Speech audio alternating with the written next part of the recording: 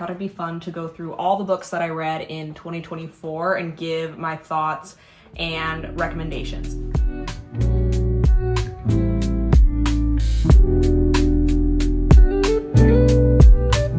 Hi, I hope you're doing well. My name is Leia. Welcome to my book channel.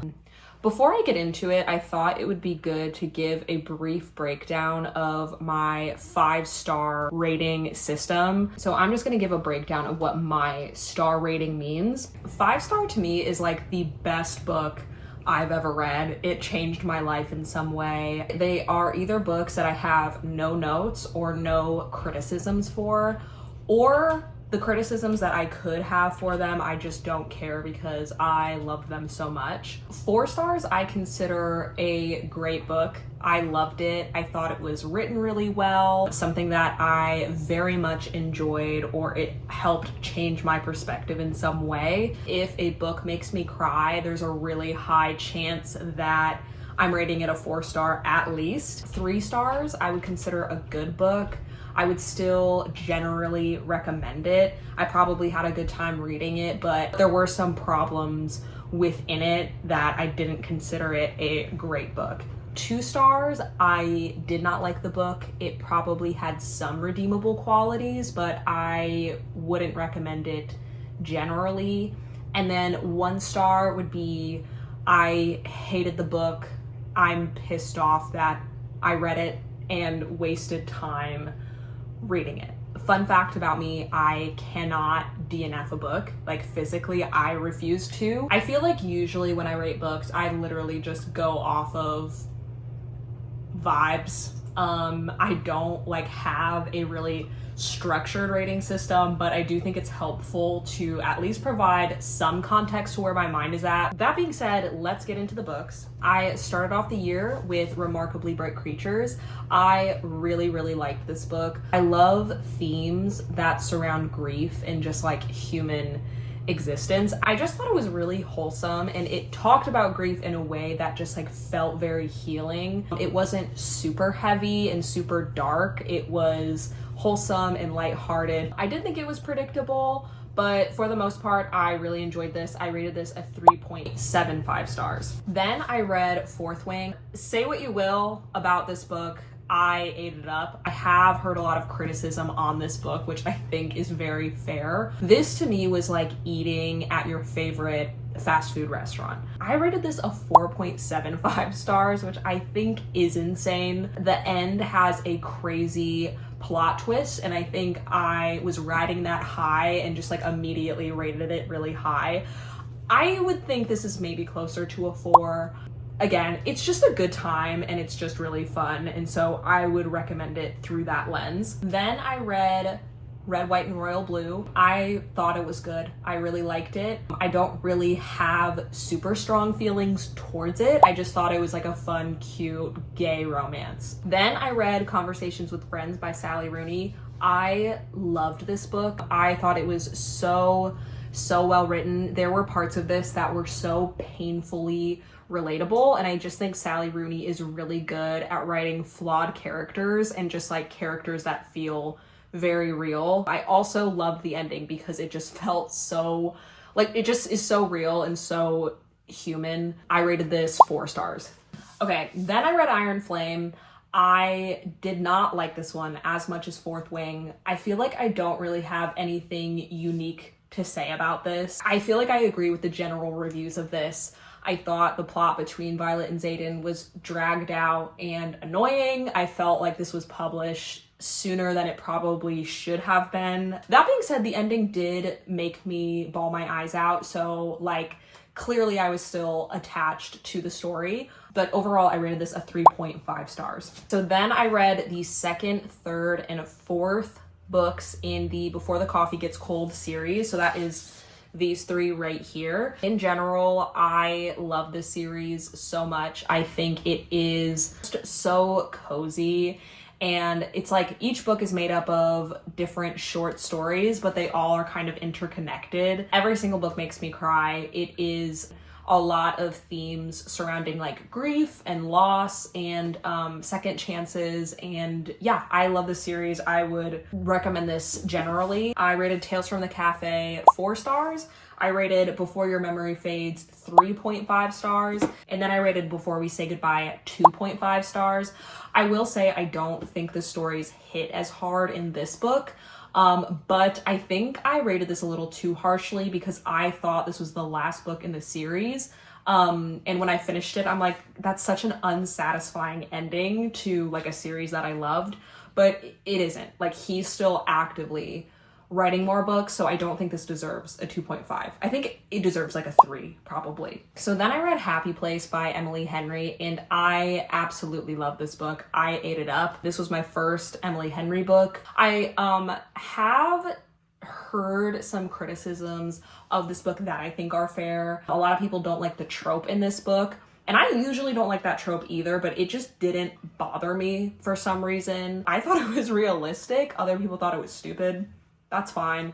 The ending also is giving Hallmark, but again, I loved it so much, I just didn't care. I rated this 5 stars. So then I read One Day. I absolutely love this book. I feel like I'm usually not a huge fan of like a whole book being dedicated to like a will they, won't they, but I thought this was really well done. I was so shocked that a man wrote this just because Emma in this book is so relatable, and I just think really well written as a character. I also really like it when authors can write complex characters that make me feel such mixed things about a character, and that's what he did. I rated this 3.75 stars. Then I read Under the Whispering Door by TJ Klune.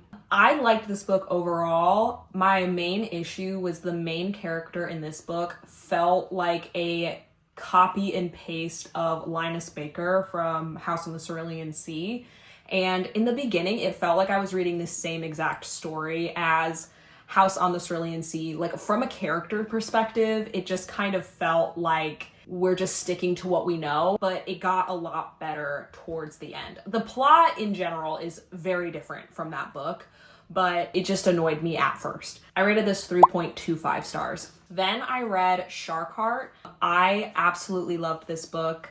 I remember picking this up because I thought the premise was weird. It is about a married couple, and the husband is diagnosed with a rare genetic disorder that turns him into a shark. But then as I got more into the plot, I realized like this is a story about a woman like losing her husband and like watching his health slowly deteriorate and just like how she is coping with that. I absolutely loved it. I bawled my eyes out. When I finished this book, I texted all of my friends and family and was like, I love you. I've just like never cried so much throughout a book. I just thought it was so well written, and I've never read anything like this. 5 stars. Then I read If He Had Been With Me. At this point in the year, I dedicated a month reading books that have been sitting on my shelf for a long time that I just never got to. And so I feel like a lot of these books are like prime book talk books that I bought not doing any research on what they're about and was just disappointed, unfortunately. But anyway, getting into If He Had Been With Me, I did not like this book at all. In its defense, I just think YA as a genre isn't my favorite. I did not like reading about high schoolers, and I just hated the ending. This is one of those books where it has a tragic event and she tells you what the tragic event is on like page 2. And so you go through the whole book knowing what happens at the end. To me, it just felt like the tragedy in this had no purpose other than just for the sake of being sad. Anyway, it just wasn't for me, and I rated this 1.5 stars. Then I read The Secret History. I really liked this book. I thought it was very, very well written. It is also very slow paced, so it did take me some time to get through. That all being said, I don't know if I would ever recommend this generally. I had a really hard time rating this because while I really enjoyed it, it is a slower paced book. The ending was insane. I loved it. The characters were insane, and I loved that. They're all extremely unlikable. I think I ended up rating this 4 stars. Then I read In 5 Years. I did not like this book either. I just had a really hard time connecting to the characters. This is about a woman in her like late 20s, early 30s, and she has her whole life planned out to a T. She's very type A. I found her to be annoying. And then she wakes up 5 years into the future in a different apartment and married to a man that she doesn't recognize. It's never explained why or how. And then it just never happens again. So it's kind of this whole thing of like, oh, you can't control what happens in life. I don't know. I just didn't like it. I rated that 2 stars. Then I read Dune, and this started a journey of what I like to call 5 months of my life I'll never get back. This is one of those things where my dumbass was like, no, I'm gonna love this. And so I bought the first 3 books before even reading this one. I thought the book was really good. It's very slow paced. It's not an easy read, that's for sure. I think it took a lot of brain power for me to read this, just because the world building in this is so complex and really well thought out. It's like actually crazy that a person thought all of this up. He's either a genius or like on psychedelic drugs or both. And high effort, high reward. It was really, really good. Then I finished this and I was like, maybe it'll get better. Like maybe his writing style, I'll get used to it, because he writes in the way of like he's allergic to getting to the point. Then I read Dune Messiah. It's the shortest book in the series, but it still took me a minute to get through, just because in terms of writing style, it didn't get better. And I'm not saying it's bad writing, it's just so thorough, painfully thorough. I did like this one though. I really like the ending. I think that's a hot take. I feel like a lot of people don't like this, but I did. Then I read Children of Dune. This was hands down my favorite in the whole series. I absolutely loved this book. I loved all the characters. I was so emotionally attached to this story and to all of the characters that I was like, I love this so much, I'm gonna buy the rest of the series. I don't even know what to say. I don't think I can even say anything individually. A lot of people either love or hate this book. I wanted to be the person that loved it, you know? Like I wanted to be the person that like gets it, and I was like reading a bunch of ratings. A lot of the people that loved it are like, it's experimental and it changes the pace of the whole series, and like, I don't care, I hated it. Like I just straight up did not like it. And then I read Heretics. I think I blacked out throughout this whole book. I couldn't tell you. I don't even know. And then this one was fine. I don't know. I think if you're like very into sci-fi and you love sci-fi, don't listen to me. But if you're like me and you haven't read a whole lot of sci-fi and you're not really sure if you like the genre yet, don't start off reading a classic sci-fi book series. I think that's probably a given. And then the worst part is the author passed away, God rest his soul, before he could finish the series. So then it just like ends, and it just felt like I put in all that effort just to get like an unsatisfying ending. And again, it's not that the books are bad, they're just a lot of work for what I thought was not a lot of payoff. That's my personal experience on Dune, and I just realized I forgot to go through all of the ratings, so I'm gonna do this really fast. Dune 1, I rated 3.5 stars. Dune 2, I rated 3.25 stars. Children of Dune, I rated 4 stars. God Emperor of Dune, I rated 2.75 stars. Heretics of Dune, I rated 2.5 stars. And then Chapter House, I rated 3 stars. Then I read Where the Crawdads Sing. I thought this was good. It just like wasn't very memorable to me. I rated this 4 stars. I think it deserves like a 3. I don't know. The way I used to be, this book, I went into this book blind. Oh my God, like don't do that. This is like a giant trigger warning. It's heartbreaking and awful. I think I had a really hard time even like putting a rating on this because it's like such a sensitive topic. I ended up rating this 4 stars. Like the book is good, but I just don't know who I would like ever recommend this to. Also, every adult in this book was so infuriating. Then I read Yours Truly by Abby Jimenez. I really liked it. I ate that up. I thought that the conflict between the characters was a little drawn out. I think it was just a good time. I will say a personal pet peeve of mine is when authors use like modern day lingo in their books. I just feel like it really dates it. And I think she kind of did that a lot in that book where it just like kind of made me cringe a little bit. I think there's like a part in this book where she was like, she understood the assignment. And I'm like, but anyway, the book was really good. I rated this a 3.25 stars.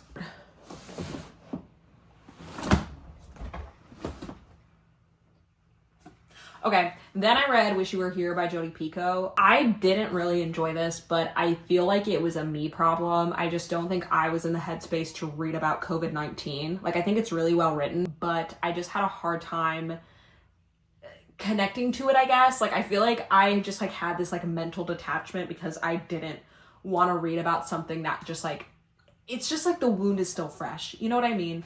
It did have a crazy plot twist that I was not expecting. It just like wasn't for me. I rated this a 2.75 stars. Then I read Never Lie by Freida McFadden, and I just thought it was fine. The plot twist got me, but she was purposely making the reader think one thing just to be like, just kidding. That's not who it is. And then you're like, okay. I don't know if she's for me. I've only read one of her books. That's the only book I've ever read from her, but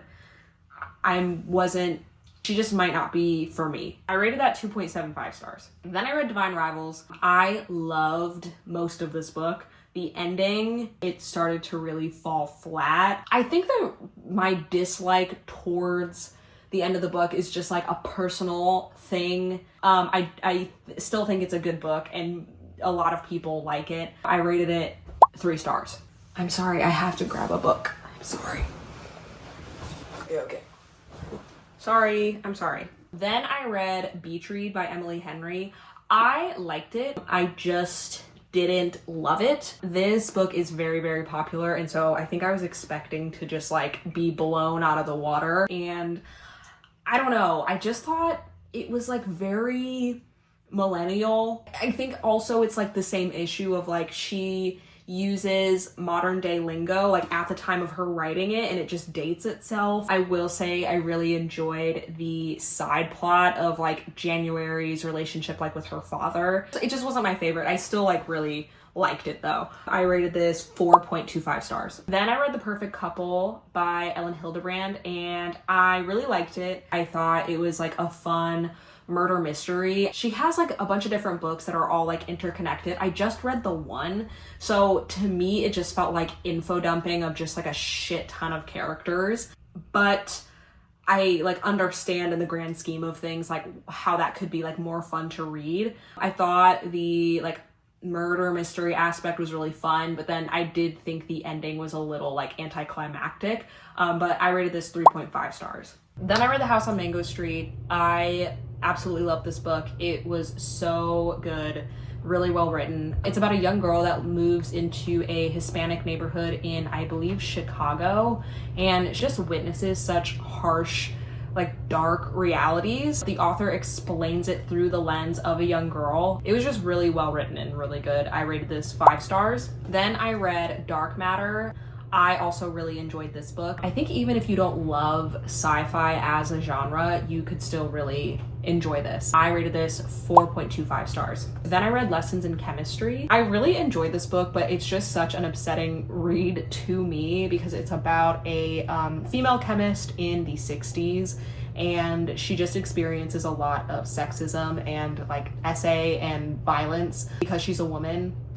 And I think it's supposed to be upsetting. It starts to become uplifting towards the end of the book.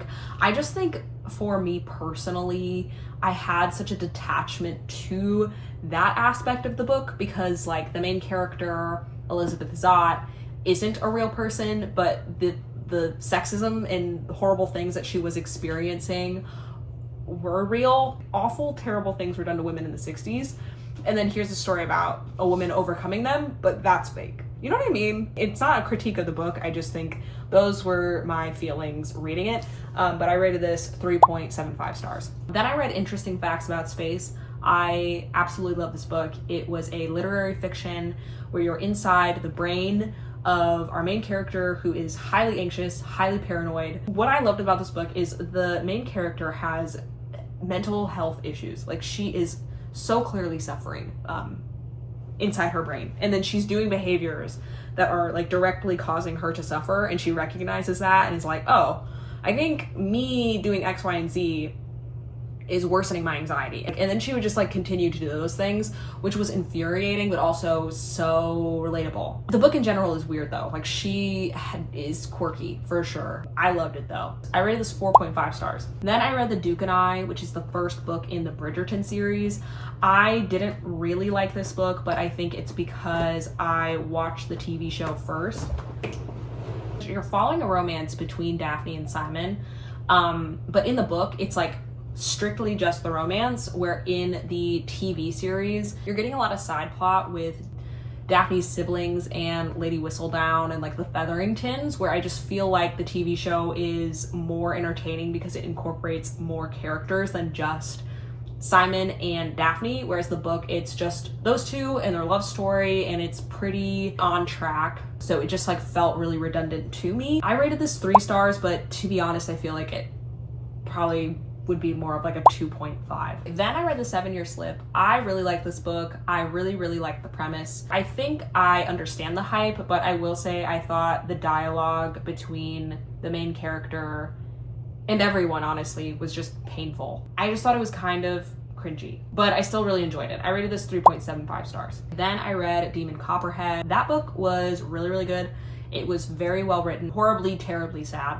It's about a young boy just experiencing trauma after trauma, growing up in Appalachia during the opioid crisis. It's almost uplifting in the sense of like he experiences so much trauma, but just like still continues to like keep pushing through. Very dark topics, but really good book. I rated this 4 stars. Then I read One Dark Window and Two Twisted Crowns. I absolutely loved this duology. It is a fantasy series with a really unique magic system. I loved the characters. I rated both of these 4 stars. Then I read The Last House on Needless Street.